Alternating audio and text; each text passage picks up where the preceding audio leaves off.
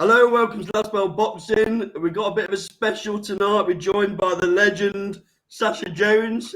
Good evening, Sasha. No one's ever called me that before. Well, there you go. I don't normally get them kind words, so thank you. You're now my favourite. And then we've got B-side Under. Make it quick, Under. As always, mate, as always. So obviously, Sasha, you kindly agreed to come on Last Bell Boxing to talk about the upcoming event on the 10th of September. But before we delve into that, I just want to give you a chance to talk about your channel and a little bit of a plug.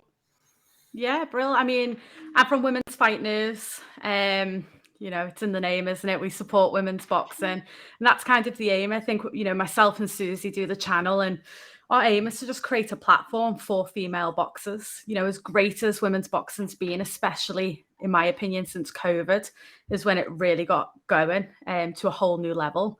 You know, the sport's still not completely equal. What's happening this Saturday will help, but you know, our aim is to just give that opportunity and that platform and cover boxing all levels, all across, you know, the world as well. You know, we try and do as much coverage as we can, you know, across different countries as well. And that's the aim of the game for us, really. Brilliant, brilliant. How long have you been going, Sasha, as a channel? So I think Susie set it up as a Twitter channel initially. I'll probably get this wrong, but it was about 4 years ago. And then she then started doing interviews with boxers, but it was a case of like Q&As. So, you know, it was all done as just like social media posts. And then it was actually, I believe, Ebony Bridges who encouraged Susie to start doing, you know, more of the like Zoom type style interviews. And then when COVID hit, Susie asked me to jump on, and I was doing nothing at the time because COVID had hit. I wasn't working. I don't mind saying on camera that you know, your chemistry with your partner is a little bit more friendly than mine with Andy. Yeah, I mean, yeah, we definitely get on very well, me and Susie. I mean, we'd done the channel, I think, for probably about 12 months before we'd even like met face to face. That's crazy. Which is crazy. We've still only met once. That is it. Like face to face, we've met once in Sheffield when Terry Harper fought in Sheffield. You'd never guess that. You'd never guess that. Yeah, I mean, I blame her because she lives in Cardiff. It's too far. But yes, we've only met once, which is crazy. But yeah, we have a good chemistry. And I mean, we speak every single day. We voice note each other our life stories. But whereas I have to put it with Cole's ugly mug just about every day because he lives around the corner. Oh, see, that's too much for me, though. Yeah, I'd echo that, Sasha, to be honest. So let's jump into the boxing then before we all start virtually getting underneath each other's feet. So, Sasha, let's start off with the card on Saturday. Let's start off with the main event, Savannah Marshall versus obviously Clarissa Shields. Now we normally give a bit of a breakdown of how we think the fight is going to go, just so we can pick each other apart after the event. To be honest, so how little we know about boxing. So I'm going to give you the opportunity as well. So I listened on Monday, and I'll be honest with you, my eyebrows were a little bit raised. Give us your breakdown and your prediction on how you think this fight goes. I know you've changed your mind a few times, but there's no sitting on the fence on this channel. So yeah, I mean, I do change. I'm not going to lie. I've changed my mind. I haven't changed my mind. I've said Clarissa Shields from the beginning, actually. But, when I saw you the other week, and I'd say like, oh, it's Clarissa Shields. And then I've got like loads of variations of how it could be Savannah. I think that's what's fascinating about the fight. Whoever wins, I won't be surprised. I'm sticking with Clarissa Shields. Now I see the fight for me, and I kind of hope I'm wrong. I think it might be a slower fight than we're expecting. I don't think it's going to be all guns blazing, a super fast paced, high intensity. I don't think it's going to be like that for the 10 rounds. I definitely think it's going to have a slow start. And the issue with that is at times, especially with the 2-minute rounds, is it makes it hard to score. Yeah. And I've just got a feeling we could see some controversy with that, because I do believe it might be a bit of a slow start. We might see a couple of rounds where you don't know who to give it to. I know Savannah can punch. We know her power. But I've said all along she has to land, and Clarissa's footwork, in my opinion, is so underrated that I don't think Savannah's going to have the opportunity enough to be able to sit down, plant her feet, and land them big shots. On the flip side, what Clarissa, in my opinion, needs to do is make sure she doesn't load up. I think I said on our show on the Monday is that she does have that tendency to want to get the knockout. And she starts loading up on her shots and she leaves herself open. I think if Clarissa sticks to what she's best at, which is boxing and moving and throwing a high volume of punches, she will outbox Savannah. And I think it could be quite wide on the scorecards. However, yeah, I'm going there. I'm nervous now, but I feel like the judges will have her a lot closer. But I think to the eyes, it will actually be wider than what will be given. That's my opinion. Everyone's going to slate me for that now. Andy, I'll let you come in just while I just, compose myself a little bit after that prediction. So I've picked Savannah from the very start. When this all started kicking off, and I've not changed my mind one little bit. I'm not disrespecting Clarissa's quality. She's a fantastic boxer. I think, though, she's too emotionally involved in this fight, and I think that she'll start off boxing on the back foot. She'll start off staying out of the way, but eventually she's going to start trading because she hates Savannah Marshall that much. And she says it doesn't bother her about the loss. It does. It's the only one on the record. Of course it bothers her. She wants to right the wrong. I think she don't only want to right the wrong, though. I think she actually wants to knock Savannah Marshall out, and I don't think she's capable of doing it because I don't think she has the power to. As soon as she makes the error of standing and trading, it'll be good night. And I do still believe Savannah Marshall wins by KO. Do you think it's fair to call this fight, like a lot of people are, a fighter against a boxer? Who's that to? To you, Andy. Probably, because Clarissa's never really changed the style. She's always been a boxer first, whereas Savannah's evolved under Peter Fury, and the majority of what she is about power. Sasha was right there. She does tend to look for the KO. I think she'll box slightly differently though in this fight.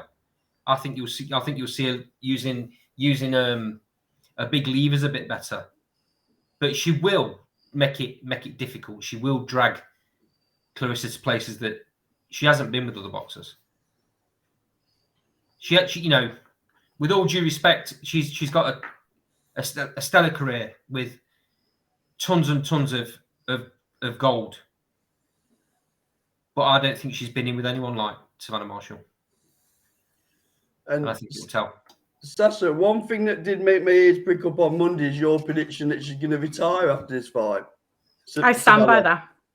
Stand by it. I listened to her on a podcast and she said she wanted to retire. She never wanted to turn pro. She's had a career. She wants this fight and then she'll retire. I saw her after, I think it was her fight in Newcastle, and I asked the question and she said, yeah. I know you've got Franchon Cruz, but there's no bigger payday than this fight. I believe so I've heard from whoever there is a rematch clause. So there will be a rematch. I know people were saying there wasn't on the show. I'm 90% confident that there's a rematch that will happen. Obviously, depending whether it's 2-0 to a fighter or 1-0 will depend on what happens next. But Savannah will 100% retire because I get that impression from her. I don't know. I don't think she's chasing legacy and history making. I think she's chasing not necessarily a payday, but she's chasing this one goal, which is to become undisputed world champion. Once she's done that, I don't think she's got any interest in fluttering between the weights. She's done it. And for the next good few years, because I know that divisions will eventually become quite stacked, but in the next few years, there's no bigger fight than against Clarissa Shields. Yeah. So I don't see the point in us. I wouldn't be surprised if she retired, and I do stick by that. Sasha, this rematch clause that you're on about, I've not heard that, so that's a new one. That's a rarity, isn't it, in female boxing? Yeah, I suppose it is. I don't like rematch clauses personally. I don't. No, I don't. I don't. I just think it holds back divisions. It holds back fighters. Yeah. However, for this one, because it's the biggest fight that they're both going to have for at least 12, 18 months, because there's no one else really that can challenge them the way they can challenge each other, then I would like to see the rematch and the immediate rematch. And I think by the time that was to happen, we'll see other girls coming through the divisions to start challenging, maybe Clarissa Shields, for instance. I've been told by someone that there's a rematch clause, whether, and I would like to say I could rely on them, but it's boxing also, you never know. You never know. But I'd be surprised if there wasn't, because it'll make too much money. Out of interest, where do you see that rematch taking place? I still think it'll be the UK. America do not. I think I think they've got to step it up massively if they want big fights. If they want big female fights, they have to step it up. Again, we spoke about this on Monday. I don't think America are doing a good enough job with female boxing, in the sense of why are they not on these super cards? Why is there not a female on a Canelo card? And it's just we're wasting opportunities. I'm surprised they didn't put this first one in the Northeast, but I understand that Clarissa Shields didn't particularly want to fight in the Northeast. I think that's where the rematch goes.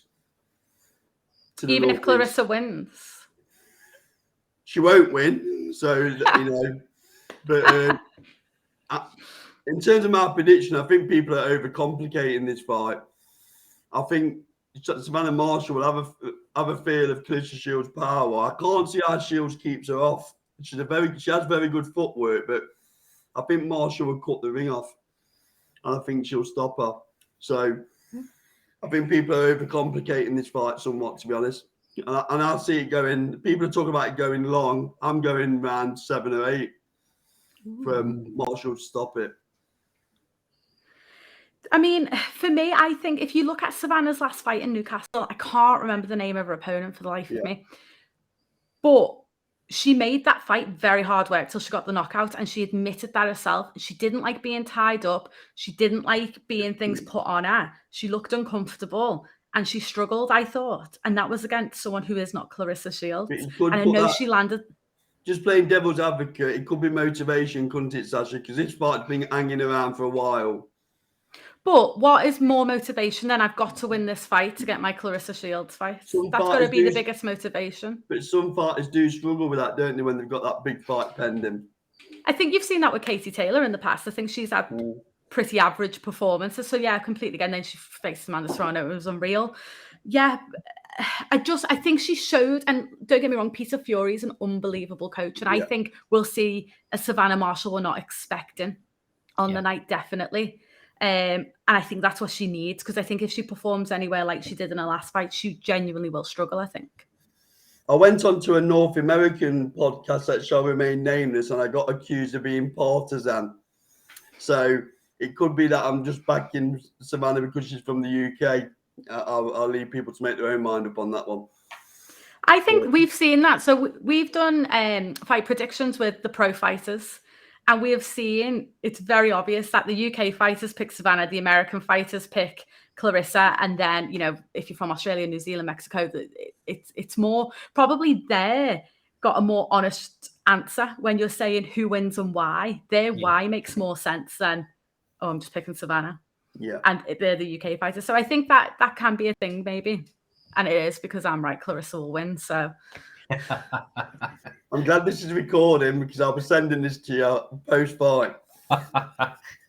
So let's move on to the next fight. So obviously the next one could be a top of the bill in itself, couldn't it? So you got Mayer versus Baumgardner. So because you're VIP, Sasha, we'll come to you again. Give us your breakdown and prediction on this one. What a great fight. Yeah, this will be fight of the night. And I think this is an example where America have really missed out. And they should really look at themselves, the promoters, and go, why on earth is that fight not in America? And it shouldn't be, because they deserve a big payday, these two fighters, and this is where they'll get it. And selfishly, I'm glad it's on this card. But they should all look and go, wow, we've just missed out on a massive headline fight. I must say, I've loved the build-up of these two. They They've don't kept like it. each other, do they? They really don't like each other. I think Maya really gets under Baumgartner's skin, and I think Baumgartner's showing more anger. I think Maya, it's more, I think she's just got banter and it's her personality. Yeah. And after the fight, I don't think she'll care about Alicia Baumgartner, whereas Baumgartner will still care about Michaela Maya. And also, Sasha, how good is Maya on the microphone? Brilliant, isn't she? I love listening to her. I think she'll have a lifelong career in boxing when she eventually retires in years and years to come. She's perfect as a pundit or on comms, just everything about her, and she's got a great personality. I'm a massive fan of Michaela Maya. And I love what she's done. Like, she was on Soccer AM, she's been getting herself out there, she's got this Spice Girls thing, but that's getting new eyes to her and the sport. She's clever in how she's marketing herself this fight, definitely. She'll become the female version of Andre Ward or Paulie Malignaggi, won't she? Yeah. That's a good point, actually. Yeah, definitely. I think this is what you've got to do in boxing now. I think too many miss out on this. This is the way the world works now. I think if you want to be, kind of the top in your field, it's not even just about what you're doing in the ring anymore, especially with boxing. It's so business orientated that you have to do what the likes of Michaela May is doing, what Ebony Bridges has done in her way. You've got to put yourself out there and market yourself. You can't rely on just winning in the ring. Look at how great Natasha Jonas does on Sky. Yeah. Yes. Yeah. She's another brilliant one. Like, she'll do that forever, be on comms and punditry. She's brilliant. Yeah. She's really, really good. And there's a few, there's Sinisa Estrada. She's fantastic as well. But yeah, how I see the fight, I see Michaela Mayer winning. So I'll be honest, when the fight was first announced, I was convinced it'd be Baumgartner. But I think as times went on, I think mentally, Mayer probably looks I don't want to say focused, but Baumgartner is definitely irritated by Mayer. And I actually think that'll come into the ring a little bit. But Mayer can do everything, can't she? She really can. And she improves every single fight. The relationship she's got with her coach Al, is unbelievable. They've got such a great connection. And I think that shows in the time that they spend together in camp. It's like they don't waste a second, because when she appears next in the next fight, she's even better. And I always relate back to the Hamadouche fight. I knew Mayer could box, of course, because she's an Olympian. She's got a great record as a pro. She's got, even though she's tall, she doesn't actually have a long reach. She's actually got like average size arms when you look at her reach. But, she still uses her straights well and things. But against Hamadouche, she showed that she can work in the inside. And she's not afraid to be in the inside and knowing that she might have to take a couple of shots to land twice as many. Baumgartner come out and called Mayer one-dimensional, which I thought was a ridiculous statement. That shows she's agitated, in my view. It's common. For me, I really like Baumgartner. I like her, I liked her personality. I like how she came and took that opportunity against Terry Harper. And I think after this fight, I do think she'll probably go on and conquer the super featherweight division when Mayer moves up. But for me, Baumgartner's more one-dimensional than Mayer. We know Baumgartner can punch, but she didn't knock that last girl out in her last fight. That went the distance. She was not a top-level fighter. Baumgartner's pleasing to watch. She's like pleasing for the eye. But she doesn't land a lot. She's not that busy. She does a lot of just waving the arm around. She does a couple of feints, but she's not overly active in the rounds. And Mayer will just take advantage of that straight away. Did you watch the documentary where Tim Bradley was with Alicia in one gym? Andre Ward was with Michaela in another. I thought that was fantastic. You saw Michaela Mayer's personality come out, I think she was enjoying winding Baumgartner up. Oh, God. Have you seen the handshake? Yeah. And I have watched that about 100 times. I'm not even ashamed to say it, because I cry laughing. And you can just see where Mayer is she's not taking all of this serious. She's not bothered. She just wants to get in the ring. It was a bit of a Carl Froch, George Groves moment, wasn't it? Yeah. We can all have a push and a pull. That was brilliant. Yeah. What's your prediction? Sorry. I'm going Mayer. I'm going Mayer, and it will go the distance, because I think Baumgartner, she's tough. You know, she's not going to be knocked out. Do you know what fight I think it could remind me of is the Chantel Cameron Mary McGee, where Chantel wins virtually every round, but Mary makes it very competitive in the middle of each round. So in that fight, like, Chantel was clear the winner of the first 30 seconds, the last 30 seconds, and then it got like spicy in the middle. And I feel like that's what's going to happen in this fight. Cole? I'm going for Maya to win on points. I agree with Sasha to a certain degree. I think they're all going to be competitive. I think they're all going to be. It's the last time I do it though, Sasha. Honestly, I think they'll all be competitive rounds. I just think Maya will get the judges' eyes with a cleaner work. With my prediction. Okay, well, I'm going to book the trend. Maya's absolute quality. Don't get me wrong. She's absolute quality. I think Baumgartner's got a lot more than she's shown. I don't think she's just a knockout artist at all. I think she's shown in the last fight how good a boxer she was. And my personal opinion is I think she was enjoying doing it and she wasn't looking for the knockout. I have a little concern for all Maya's quality. She's a very upright fighter. And my concern is that she's going to be working away. And because she's so upright, it's giving a very big opportunity for Baumgartner to land that big overhand. She does that. I mean, she only needs to land it once to get that big buzz, and then that changes the whole dynamic of the fight. Again, I think it goes to points.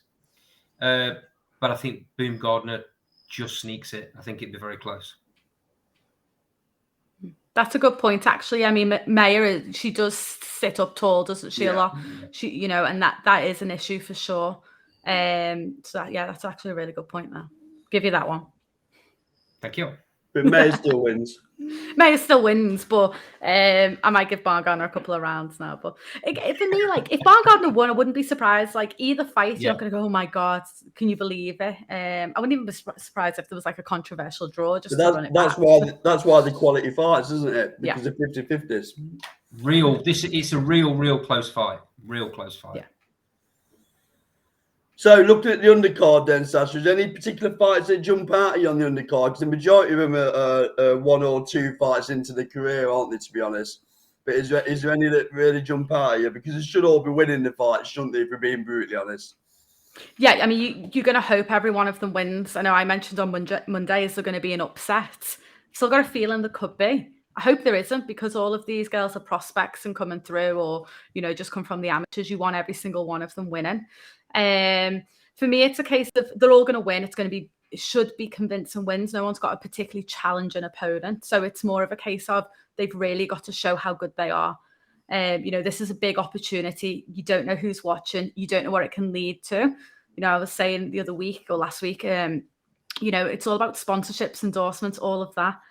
This is where it comes from. If you put on an unbelievable performance and you look the part and then you speak the part after, it can be life-changing. So I think this opportunity and the fact it's history making is more than just winning a fight. It can really change their career going forward. So I hope they all do it. For me, you know, you got to look forward to Caroline Dubois out of all of them. You know, she's going to be absolutely phenomenal, isn't she? You know, you expect her to be doing unbelievable things in the sport, probably in the not too far future. So she's someone. Jeannie Fuchs as well, who's obviously Michaela Mayer's best friend. She's only had one fight, but she's going to be very, very good. And I think sooner rather than later, we could even see her in like world title fights. So for me, it's probably them two I'm most looking forward to. Yeah, I'm a bit of a Lauren Price fan. Me, I like a southpaw. Not that I'm left-handed, so I'm a bit biased, but yeah, I like Lauren Price. I think she can be something special. Yeah, you're absolutely right though. This stage, some of these girls are never going to get the opportunity to shine like they're going to get. The spotlight's on. The whole world's going to be watching this. Yeah. I mean, this for me, this is easily as big as Madison Square Garden. Mm-hmm. Slightly different in the fact that it's an all female card, but just as big. The spotlight's going to be on throughout the world, no doubt about it. So So some of these girls, this is the chance to shine and show what they're all about. Definitely. Sasha, have you seen Eddie Hearn's interview today with IFL? Not yet. I'm going to watch it after this. So what have I missed? So I'm just going to get your opinion on something. So Coogan asked his opinion on the card on Saturday. And he goes on to say that he had this idea 3 years ago. But he pitched the idea to Katie Taylor and she wasn't keen because she would rather female boxing earn its place on normal fight cards alongside male fights. So I just wanted to get your, it'd be remiss of me not to ask you, what's your thoughts on that? Yeah, I'll be honest, when it was first announced, I was a bit like, I'm not that into it because, you know, we want equality. We don't want it to be all male, all female, because we go too far the other way. So I'll be honest, at first I was thinking I'd rather of it being just a mixed card.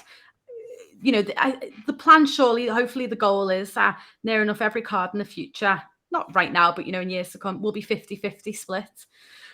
But someone did rightly point out, sometimes you have to go so far the other way to be able to get to that middle ground.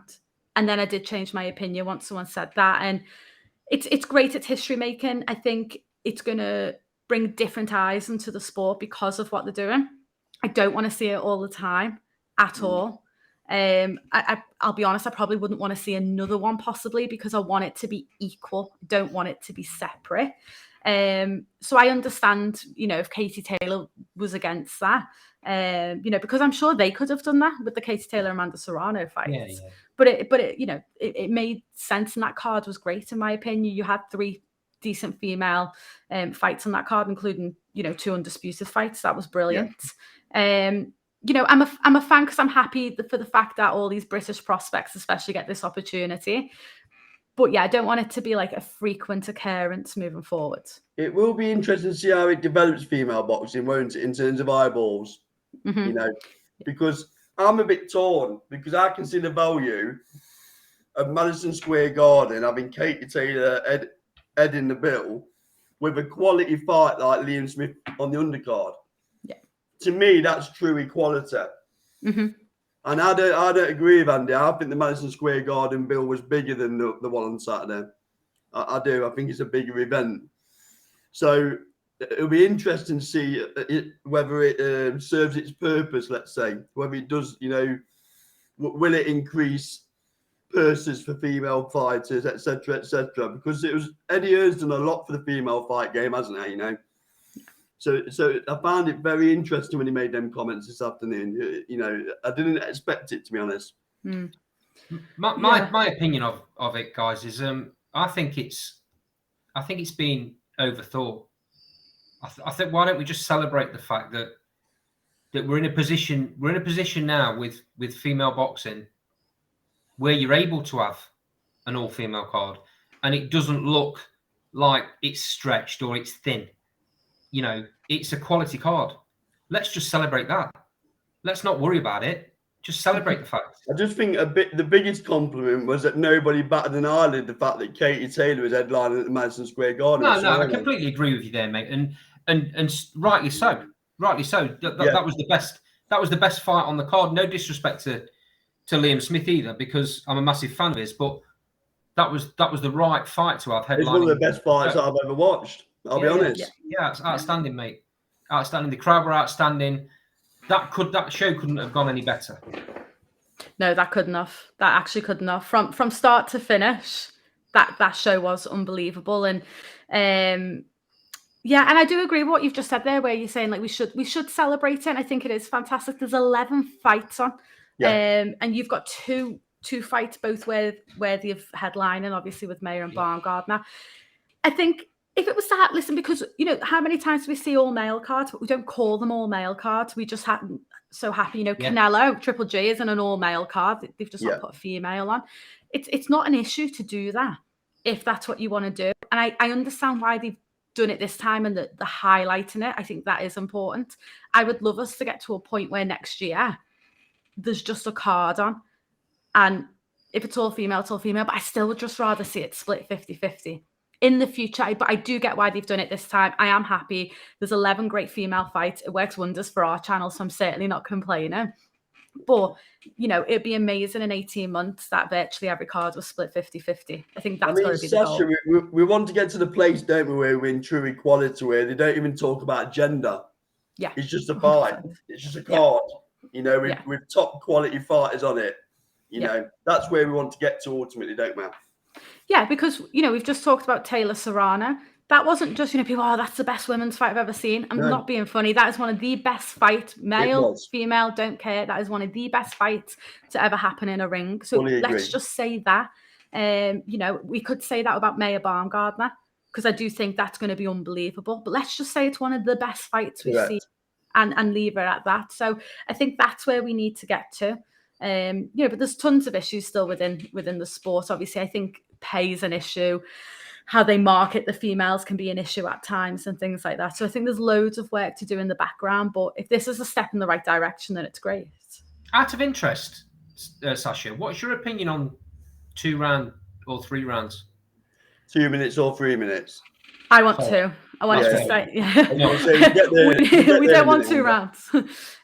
2 minutes, but I want 12 rounds. To be honest, I'd rather see the men's at 2 minutes. There's too many fights, especially if you look at early on. If you look at early on in careers, or like some of the maybe the heavier boys, and you're thinking, oh my God, like, come on, this has got to be 3 minutes by now. Like some of them, don't get me wrong, 3 minutes is great, and you do see more knockouts. I'm not convinced at all. You put it to 3 minutes, you'll see more knockouts in women's boxing. Not convinced. Don't buy it. Doesn't make sense to me. I love the pace of the 2 minutes. The only issue is scoring it sometimes, because it can be tight. But I want to see 2 minutes, but 12 rounds. That's what about pushing it? What about pushing it back to 15 rounds like the old days? 2 minutes. 2 minutes over 15. No, too much. Don't like it. 12 is perfect. I agree, completely agree with you. I think the reason female fights are so exciting is because it's 2 minutes and they go for it for 2 minutes. They do. I think if it went to 3 minutes, you'd have a lull in the middle of each round. Yeah. Certainly in the later rounds. But having said that, on the flip side of it is, I'm watching the Natasha Jonas fight at the weekend, and before I knew it, we were in round 9. Mm-hmm. And I was thinking to myself, I want this to go another 10 rounds. It was brilliant. Yeah.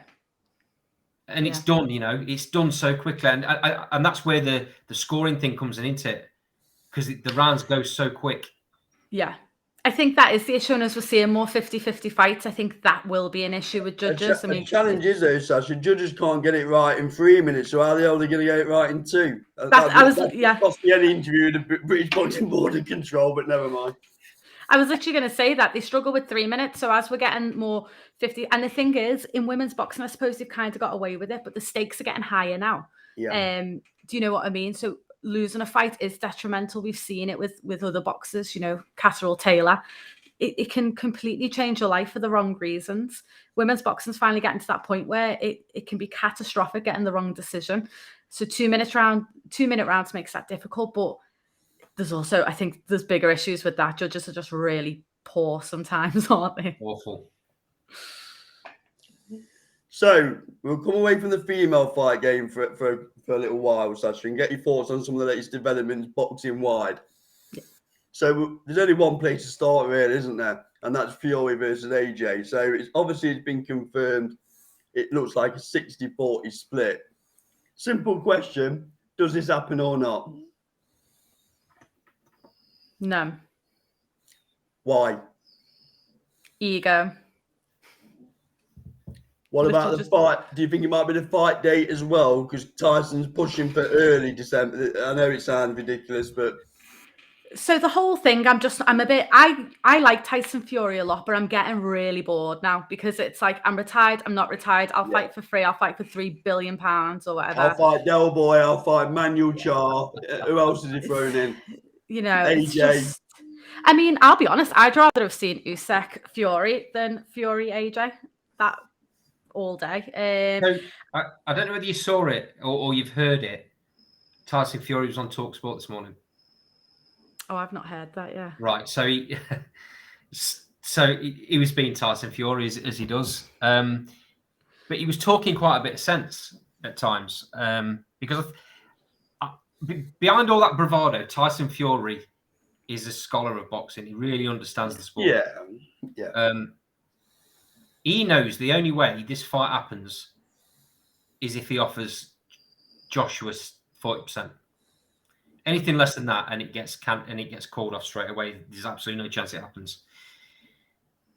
Apparently, he's got 3 venues booked. He's got 3 venues booked. So he got Old Trafford for mid-November. AJ's turned that down because he wants to fight in December. Principality. He's got Wembley Stadium booked for the last Saturday in November, and he's got the Principality in Cardiff booked for the first Saturday in December. That's basically, so Tyson's basically said, right, they're the 3 dates. Pick one of them. They're booked. It's already booked. It's in my name. Pick one of them, and the fight happens. If you don't pick one of those 3 dates, I'm not fighting. I'll go. Well, it's interesting because Frank Warren come out today and said he's actually got December the 17th booked as well. The Principality. Right. Okay. So Tyson says that you can't get any later dates than that at Wembley or Cardiff because they're in A. So is that the reason then with the dates? It's just because the venues that he wants? Venues aren't available at other times. I mean, I think though also you've got to think for AJ, he has just come off a loss. He needs a little bit of time to mentally rebuild and then get to the gym and physically rebuild. Well, he's so come off 2 losses, hasn't he? Well, yeah, he's come 3 and 5, isn't it? I hear what you're saying there, Sasha, but he's never going to get this opportunity again. I disagree with that. He will. If he turns it down and then he goes next year, I'll go on, then Fury will go, yeah, I will, thanks. That fight will always be. Because next year he's going to be tied up. He's going to end up fighting Usyk at the start of the year, maybe March, April time, and then there'll be a rematch clause and they'll be fighting him again at the end of the year. So next year he's not going to get a sniff. Well, if I was AJ, he's took 2 losses, but he's not took 2 beatings. He's still fresh. He wasn't even marked up. That first one he did against Usyk, that was a beating. The second one, he's not even marked up. He's took a dent to his ego. Massively. But he's got 12 weeks. If he takes that fight at the start of December, he's got 12 weeks. Surely you can get yourself into the right frame of mind to fight for probably the biggest purse you're ever going to get. Yeah, but from what they're saying, the challenge is recovery time from that previous fight because he's been in camp for God knows how long. So he needs recovery time. The professional boxers, they're in the gym all the time. I think it's more mentally. Look at that outburst after that.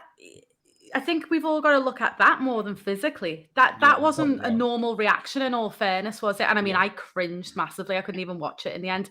But I think if you strip all that back and we can all laugh about it, that mentally, you could show that he probably hasn't been in a good place all that camp, and you could just see that outburst. And I actually think that would need addressing. There's no point going into your next camp if you've got any negativity or any feelings that he had that night, and that just doesn't happen overnight. So if I was in his camp, I think that would be the first thing I'd want to address is you've got to get yourself in the right frame of mind, because there's no point getting straight back into it because he's clearly not or wasn't in a good place that night.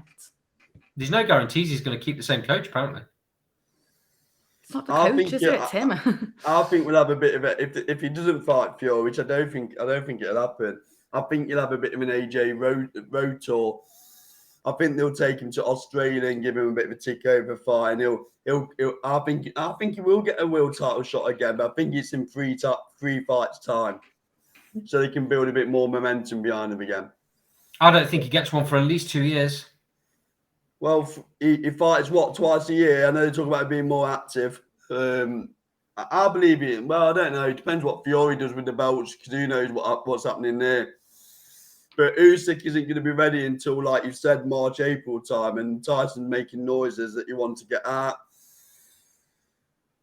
You know, by listening to Eddie Hearn, there's not many barriers left to work through. But who knows with Tyson? He may be just using this as a bargaining chip to get more money out of Usyk. Who knows? You know. Because when you last heard Eddie Hearn the other week, he said about AJ fighting, 3-4 times a year. And Yeah. it was like that you just said, we'll go to a few countries and just like build and back up. If he never wins a world title again, it doesn't really matter because he will make a ton of money every single fight. He's done what he's done in the sport. He's changed the sport and he's been the poster boy of the sport. That's incredible. He's got a legacy anyway, regardless of what happens. I'm not bothered. If I never see the AJ Fury fight, I could actually live with that. I'm not bothered about that. Now, it doesn't interest me anymore because AJ isn't the same fighter that we all thought. I don't think he was as great as we all thought, in complete honesty, and that fight doesn't excite me. I think I'd rather just see him potter around. And the good thing with AJ is you headline him and all these, take him to Australian headline and get new eyes on the sport and have a stacked undercard. I think that's his use in boxing more than fighting Tyson Fury, in my opinion. It was only exciting, Sasha, when it was going to be for Undisputed. That was different. Then, of course, we're all excited. Yeah.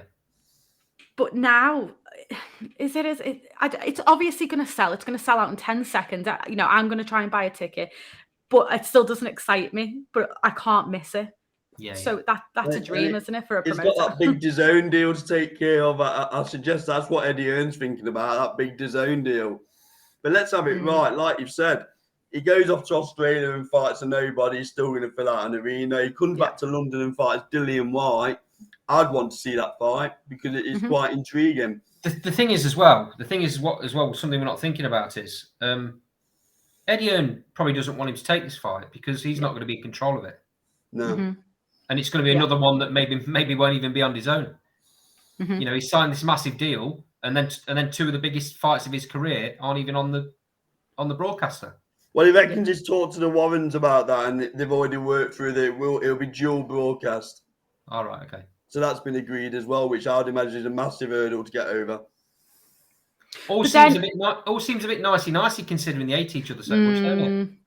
I'm not buying it. I'm not buying it at all. I feel like they're both using it as a way to build themselves up, and then they'll go off in separate ways and fight different people. I just think it's more of a marketing strategy. It's no way. After all these years, they're going to make the fight that simply. After all this time, remember, all of a sudden they're just going to make it. They had it all signed and sealed before Wilder pulled his court appearance. So, who's to say? There might be a genuine desire to fight each other between the two of them, because they're insisting on having it in the UK, which will that'll be a lot less money on the table than it would have been if they went to the Middle East, wouldn't it? So yeah, I think there definitely was at the time, Carl. You're right. I think they both really, really deep down believed that they could win the fight. I'm kind of siding a little bit with Sasha here with the AJ situation, and does he really believe in himself anymore? I mean, you don't go in against the best fighter of the era, which Tyson Fury is without a shadow of a doubt. You don't go in with the best fighter of your era when you're not mentally right, do you? No. And if he doesn't win, where does he go?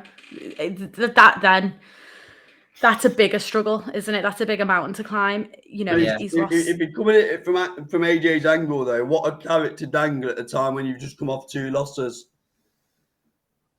Yeah, no one else would get that opportunity. The timing from Tyson Fury is impeccable, isn't it? Yeah. He knows exactly what he's doing. Yeah, definitely. Tyson's a good businessman. That's what he is. He knows what to do. He knows how to market himself. He's perfect at it. It did get to a point where it was getting a bit boring though with the whole "I'm retired" of "No, this is my coach. The next day I've retired." Rather than just coming out and going, you know what, I'll see how this fight plays out. Yeah. That would have been a little bit, because then it was a bit like, oh mate, come on now, give it a rest. But yeah, this will be interesting. I suppose I'm more interested to see if it happens than I will be for them to actually fight, because I think Fury boxes his head off. So I don't know if I'm that excited if the fight gets announced. And the build-up might be a bit special as well. The press conferences.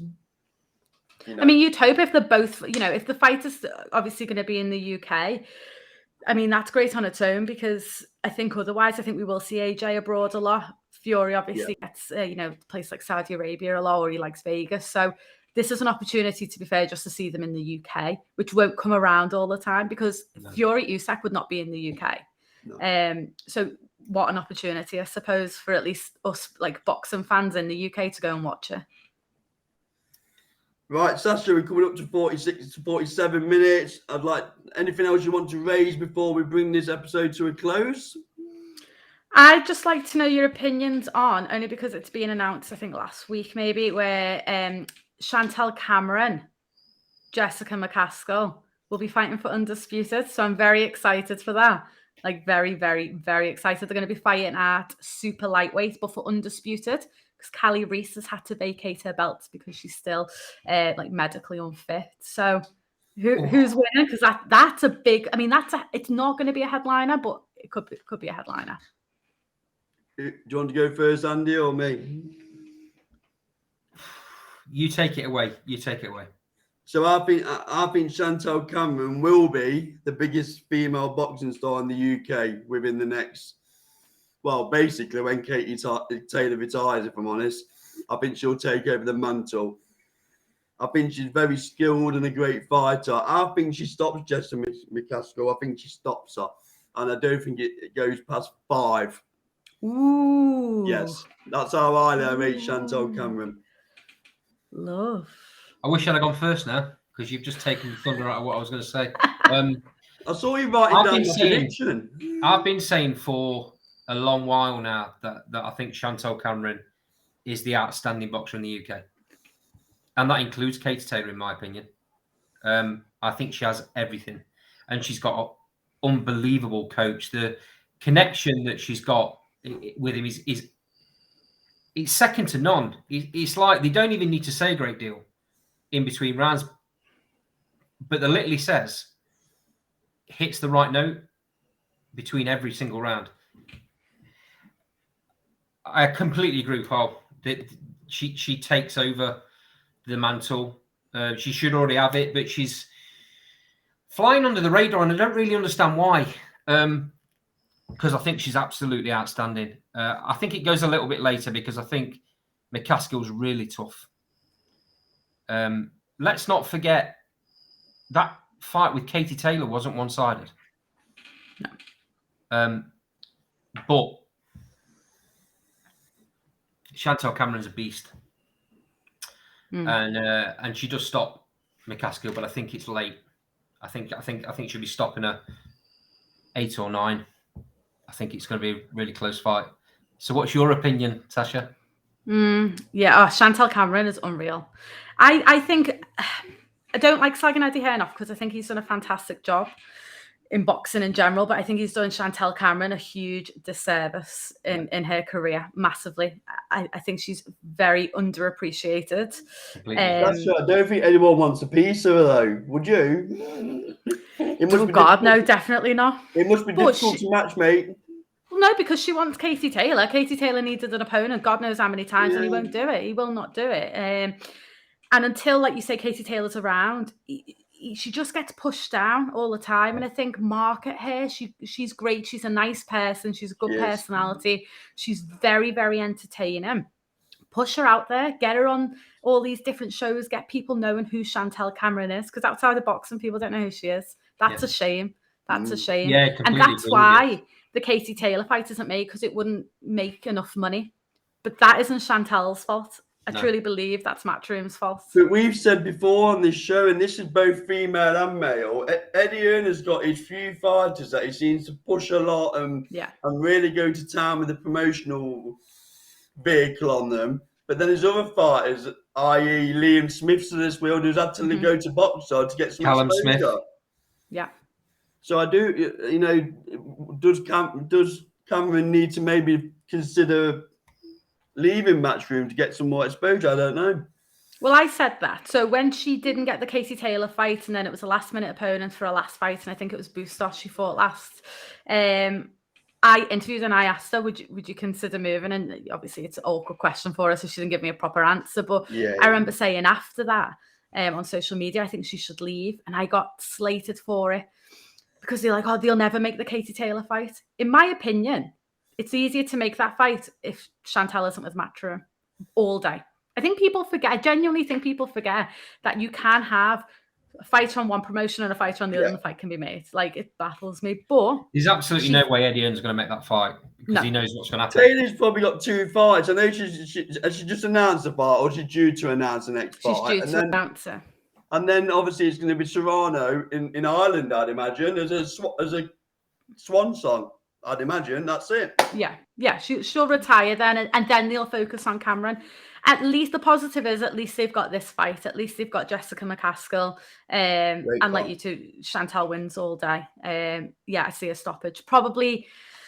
I don't know, late between 7 and 10, like later in the fight, because Jessica makes it difficult. She does overwhelm. She throws about 3,000 punches around, so she does make it difficult. I know Jessica's got a great engine on her, but she's never fought someone like Chantal, who's very calculated. She doesn't waste energy. No. She conserves it. Shot selection's on point. Yeah. Her timing's impeccable. Yeah. She's the full package. And, you know, I don't know if she's in it now, but I remember the last time I checked, like, the pound for pound, she wasn't even in that. And I was like, I don't know what this girl needs to be recognised for how good she is. But the benefit is there's more girls coming in these higher weight divisions now. You've got the likes of Terry Harper, Tasha Jonas. They could move down and fight her. Do you know what? I think even if she'd have beat Callie Reese for Undisputed, she wouldn't have got the credit she deserved for that. She wouldn't have. Nope. She's only going to get it. She's only going to get it by fighting a gigantic name. McCaskill, obviously being undisputed at another weight, that's a big step forward for her. Yeah, definitely.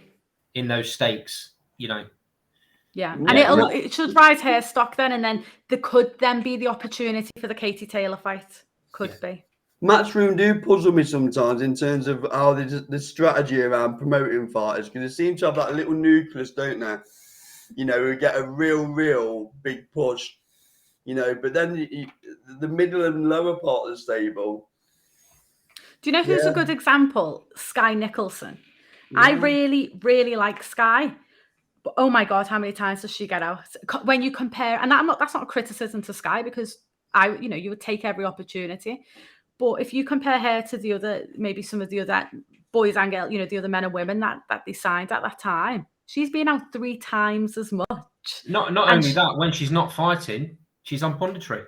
She's on every show. Yeah.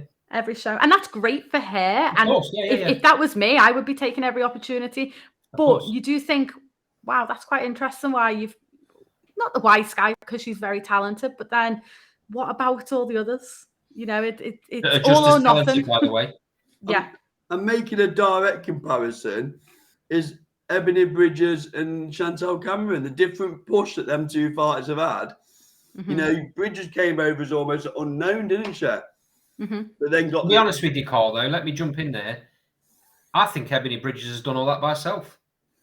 No, you'd argue Matchroom have supported her, haven't they? I disagree with that. I think Matchroom have been appalling with Ebony, like really poor. And I think it shows the fact that she's not fought since she's won that world title. She's still not got an opponent. She was meant to be out in summer. She wasn't out. She was meant to be out in Nottingham. She's not got an opponent. Now there's other issues with the purse bid. She got the opportunity against Shannon Courtney because she marketed herself in a way that no one else has done it. And that's all credit to her. Does that bring us back to the fighters having a responsibility to push themselves on social media?